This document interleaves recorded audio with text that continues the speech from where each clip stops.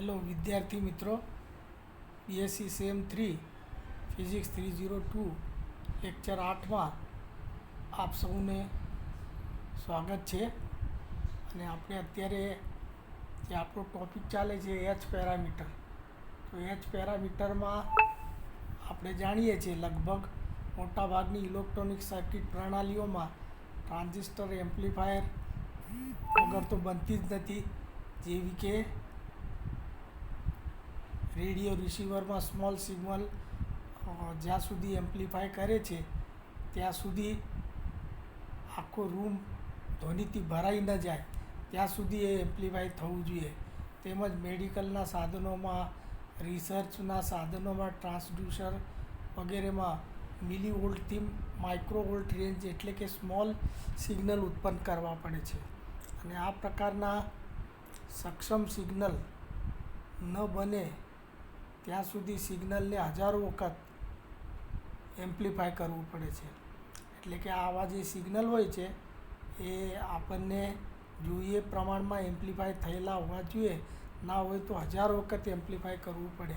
અને આમ એમ્પ્લીફાયર સર્કિટમાં એ કોઈપણ ઇલેક્ટ્રોનિક્સ ઉપકરણનો મહત્ત્વનો ભાગ બની જાય છે. તેથી કોઈપણ એમ્પ્લીફાયરની કામગીરી સમજવા તેનું વિશ્લેષણ કરવું જરૂરી બને. આમ એમ્પ્લીફાયર સર્કિટ એનાલિસિસનો અભ્યાસ કરવો પડે છે. જ્યારે આવા એનાલિસિસમાં મોટા સિગ્નલ એમ્પ્લીફાયરનો ઉપયોગ કરવામાં આવે છે ત્યારે ગ્રાફિક મેથડ એટલે કે આલેખની પદ્ધતિથી એનાલિસિસ કરવામાં આવે છે. અને જ્યારે સ્મોલ સિગ્નલ એમ્પ્લીફાયરનો ઉપયોગમાં લેવામાં આવે છે ત્યારે એચ પેરામીટર અને તેનું સમતુલ્ય પરિપથ દર્શાવી તેનું એનાલિસિસ કરવામાં આવે છે. શરૂઆતમાં આપણે ટ્રાન્ઝિસ્ટરને 2 પોર્ટ નેટવર્કવાળી રચના અથવા તો બ્લેક બોક્સ પરિકલ્પના વડે દર્શાવીશું. અને ટ્રાન્ઝિસ્ટરમાં ઉપયોગી એવા એચ પ્રાચલોને ડિફાઇન કરીશું. અને ત્યારબાદ મહત્ત્વના કેટલાક એમ્પ્લીફાયર માટે એચ પ્રાચલો મેળવીશું. તો આ જુઓ, આ ટ્રાન્ઝિસ્ટર કોમન એમિટર એમ્પ્લીફાયર છે. એમાં એમિટર કોમન છે એટલે આ બાજુ બે છેડા મળે એને આપણે ઇનપુટ પોર્ટ કહીશું.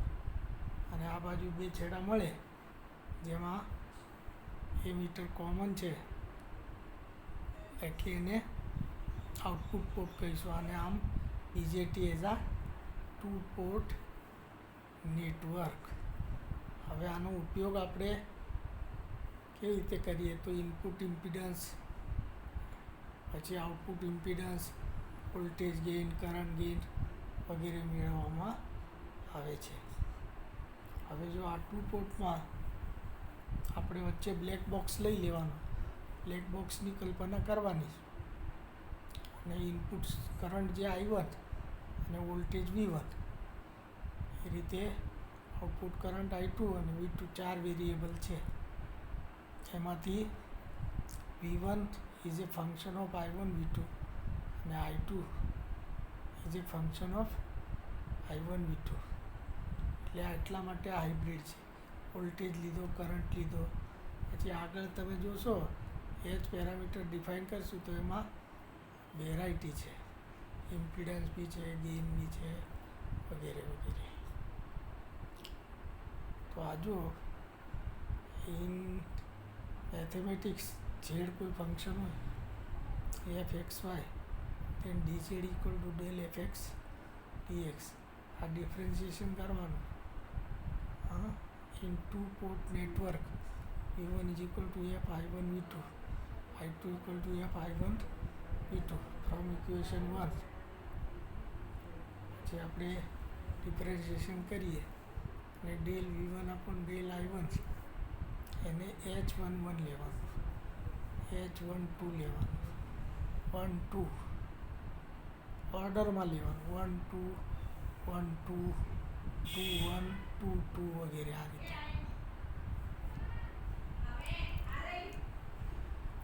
આ dV1 અને dI2 આ બે સમીકરણ લખવાના. સ્મોલ સિગ્નલ માટે V1 જ્યાં આગળ H11 del V1 upon del I1, H12 del V1 upon del V2, H21 del I2 upon del I1, H22 del I2 upon del V2. આ રીતે આ ટુ પોર્ટ નેટવર્ક જે છે એના બે સમીકરણ આપણને મળી ગયા. H11 I1 પ્લસ આને મેટ્રિક્સ ફોર્મમાં પણ લખી શકાય. આ મેટ્રિક્સ ફોર્મ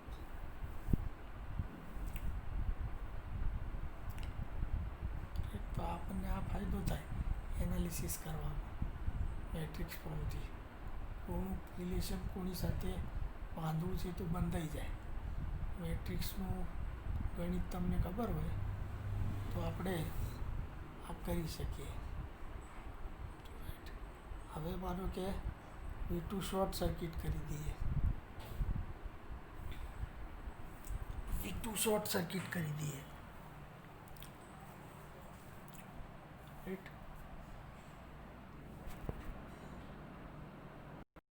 અને આપણે શોર્ટ સર્કિટ કરી દઈએ એટલે V2 0 લેવાનું સમીકરણમાં.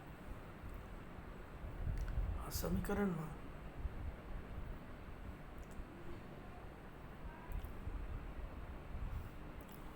V2 0 લઈએ એટલે H11 ડિફાઇન થશે.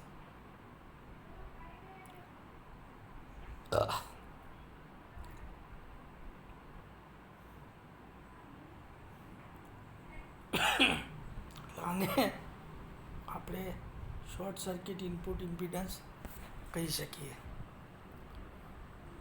તે જ રીતે સમીકરણ 2માં V2 0 લઈએ, H21 ડિફાઇન થાય એટલે short circuit forward current gain તમને મળશે.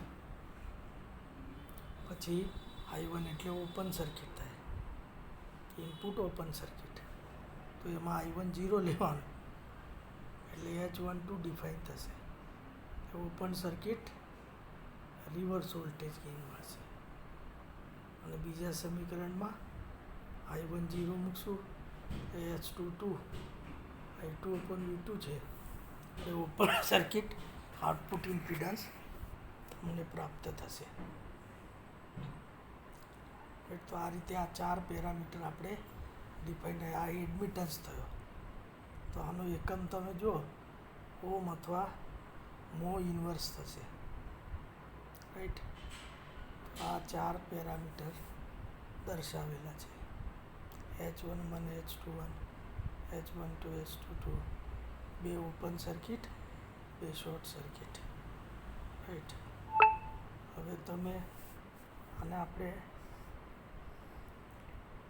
ઇક્વિવેલન્ટ સર્કિટ વાત કરીએ તો ઇક્વિવેલન્ટ સર્કિટમાં પહેલા સમીકરણ પરથી આપણે આ રીતે લખી શકીએ. કરંટ H11 માંથી જાય એટલે એ ઇનપુટ અવરોધનું કામ કરે એટલે વોલ્ટેજ ડ્રોપ ત્યાં આગળ એટલો થાય.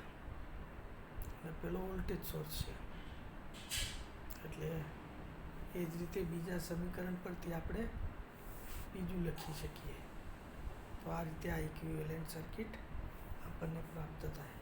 હવે તમે જુઓ તો આ બધાનો અર્થ શું થયો H પેરામીટરના એનાલિસિસમાં. આમ તો ટ્રાન્ઝિસ્ટરમાં ઘણા બધા પ્રકારના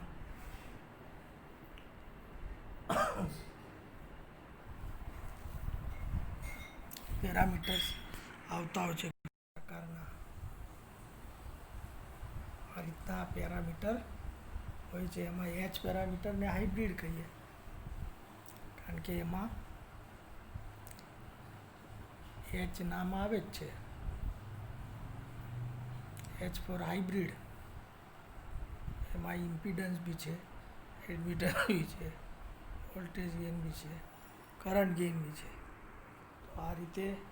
પણ આમાં અગત્યનું શું છે તો સૌથી પહેલાં આપણે વાત કરી હતી ને આ રીતે કે જ્યારે ટ્રાન્ઝિસ્ટરમાં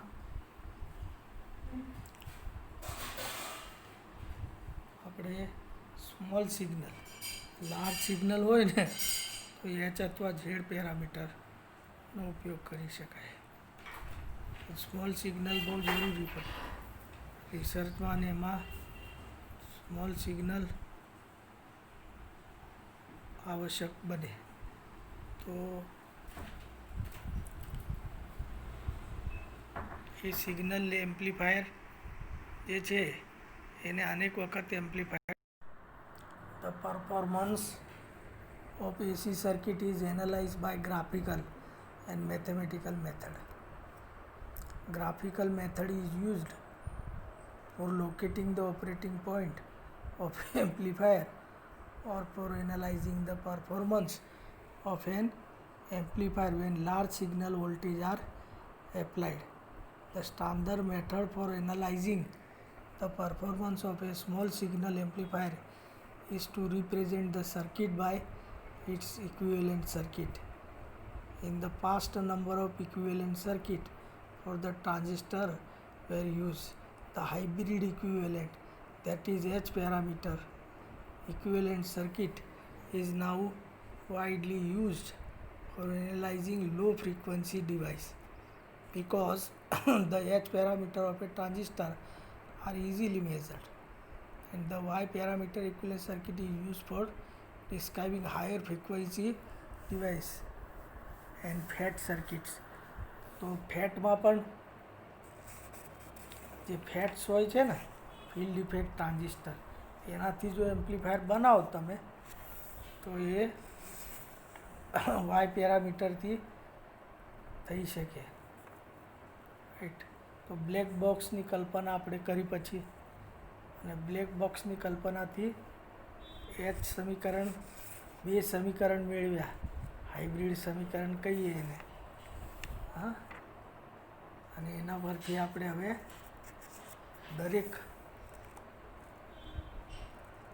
દરેકનું એનાલિસિસ કરીશું અને એના એક્સપ્રેશન્સ મેળવી શકીએ આપણે. તો નેક્સ્ટ આપણે આ રીતે આ એમ્પ્લીફાયર, ઇનપુટ ઇમ્પિડન્સ, આ બધા એક્સપ્રેશન મેળવવાના. આનું ડિફરન્શિએશન કરીને આપણે એચ પેરામીટર ડિફાઇન કર્યા. રાઈટ. તો શોર્ટ સર્કિટ, આ ઓપન સર્કિટ, આ ઓપન સર્કિટ, અને એ રીતે આપણે 4 પેરામીટર દર્શાવ્યા અને આ ઇક્વિવેલન્ટ સર્કિટ આપણે બતાવ્યા. હવે તમે જુઓ આમાં તો સ્મોલ સિગ્નલ કેમ લેવું, તો એમાં ડિસ્ટોર્શન ઓછું આવે. લાર્જ સિગ્નલ હોય ને, હા, તો નો લિનિયરિટીના લીધે ડિસ્ટોર્શન આવે. અને સ્મોલ સિગ્નલ હોય તો ઓલમોસ્ટ લિનિયર કહેવાય, એટલે એમ્પ્લીફાયર સારું કામ કરે, એમાં ડિસ્ટોર્શન ના આવે. તો આ common emitter BJT amplifier circuit બતાવ્યું છે. એમાં સિગ્નલ છે એસ, એ સ્મોલ સિગ્નલ યુઝ કરવાનું. તો એને 2 પોર્ટ નેટવર્કમાં આપણે કન્સિડર કરીને આ મેળવી શકીએ. રાઈટ. તો આ ડિસ્ટોર્શન. તો આ રીતે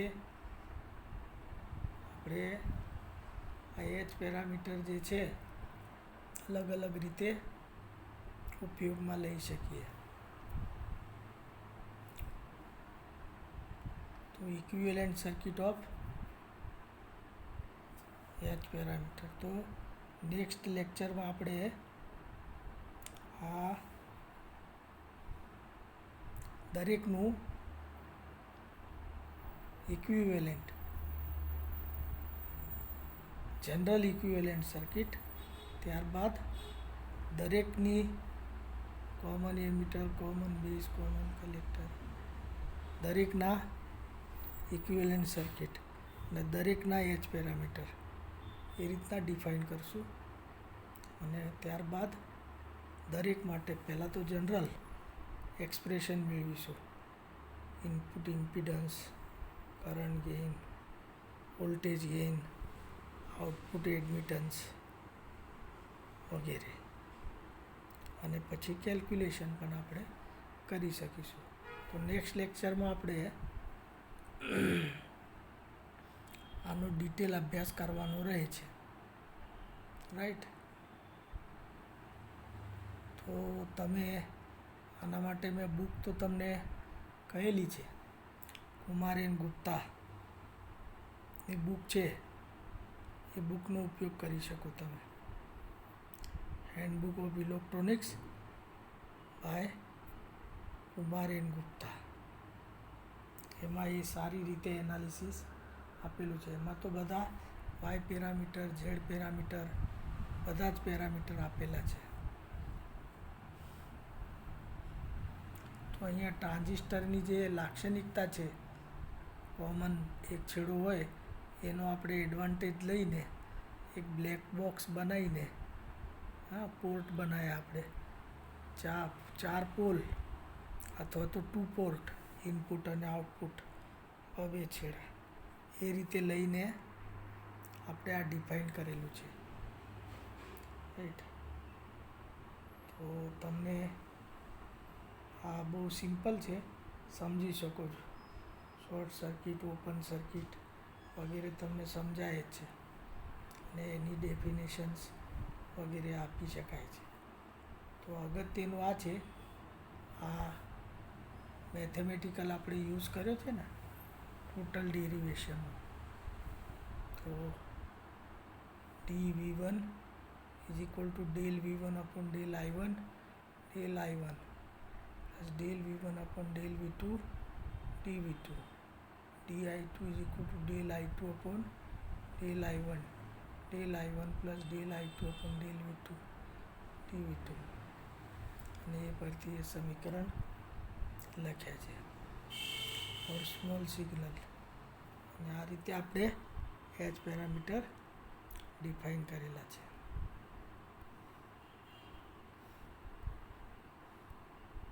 રાઈટ. હવે તમને એસાઇનમેન્ટમાં નેક્સ્ટ લેક્ચર સુધી તમે આ રીતે એમ્પ્લીફાયર છે, સ્મોલ સિગ્નલ, એમાં ટ્રાન્સડ્યુસર કોને કહેવાય, અને ટ્રાન્સડ્યુસર એટલે દાખલા તરીકે લાઉડ સ્પીકર છે અથવા માઇક્રોફોન છે, તો એ ટ્રાન્સડ્યુસર છે, જે ધ્વનિના સિગ્નલને ઇલેક્ટ્રિક સિગ્નલમાં મિલીવોલ્ટમાં કન્વર્ટ કરી આલે છે, અને પછી આપણે એને એમ્પ્લીફાય કરીએ છીએ.